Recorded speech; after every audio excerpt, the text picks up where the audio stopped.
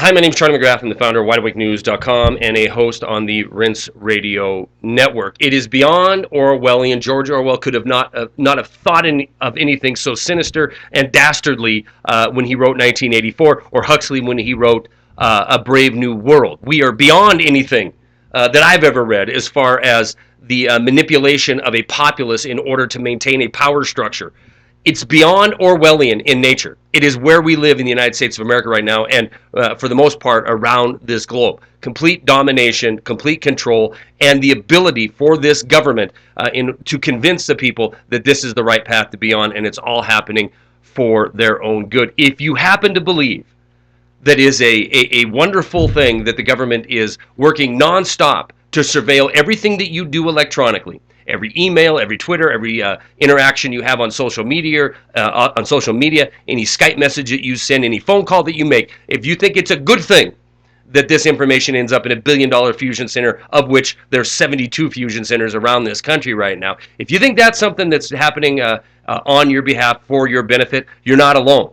Because according to CNN, a recent poll, 66% of the people believe that this kind of activity is a positive thing. Now, if I truly believe 66% of my fellow Americans believe this, that this ascertaining of all this information, pigeonholing it on regular people of this nation was a good thing, it truly would be time to flee, to try to find a piece of this world that I wouldn't have to worry about the heavy boot of tyrannical government in the middle of my back. But I do not believe that. I do believe that if most people were woken to the truth, they would be not only outraged, they would be furious and demand action immediately if they knew just how far the government was going in the name of promising a little bit of safety. Today we had so-called intelligence officials before Congress testifying to the fact that the FISA laws, this court that has no oversight and does everything behind closed doors and issues warrants that you will never know about. You'll just know when it happens when you have the FBI, the DHS, or any other alphabet agency kicking in your front door because there's 6 degrees of separation between you and some terrorist living in Pakistan or in Afghanistan or some other remote corner of the world. These intelligence officials went before Congress saying that the FISA laws have worked so brilliantly that it has thwarted 50-plus terrorist attacks since the year 2001, 2 of which they cited during their testimony, one of which was the bombing on Wall Street.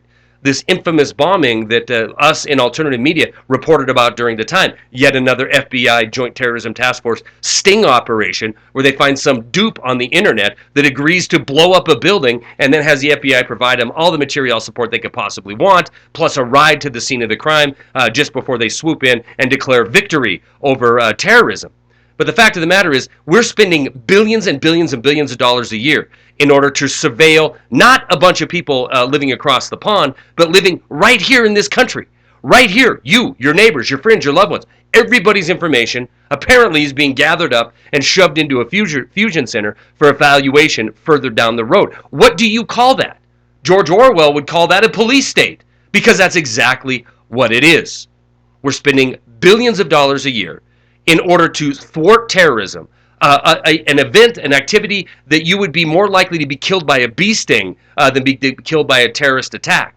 We sensationalize every piece of information that comes across the airwaves that has to do with a potential terrorist event, so the people cower in their homes saying, yes, please surveil me. Yes, please take away my freedom in order to give me a little bit of safety. But as we've said over and over again, as Benjamin Franklin said, if you are willing to give up that freedom to attain a little bit of safety, you're going to get neither. Look around your country, folks. You've got neither. You're not safe and you're not free. In fact, a Senate committee on permanent subcommittee on investigations found between the year 2009 and 2010, the culmination of a 13-month study, that these fusion centers, again, 72 of them around this country, some of them over $1 billion in cost to the taxpayers of this country, in this 13-month investigation found that not one terrorist event was thwarted because of the information gathered by these fusion centers. So how can these defense experts, how can these security experts go before Congress and say this? Well, it's the exact same way the head of the intelligence agencies came before and said, we're not surveilling the people of this country. They're not telling you the truth, period. They are surveilling you. They do plan on putting drones into the sky. They do plan on surveilling everything that you do on your computer from now to infinitum. And they're going to sell it as a way to prevent terrorism. But our own Senate has told us that no such terrorist activity was thwarted.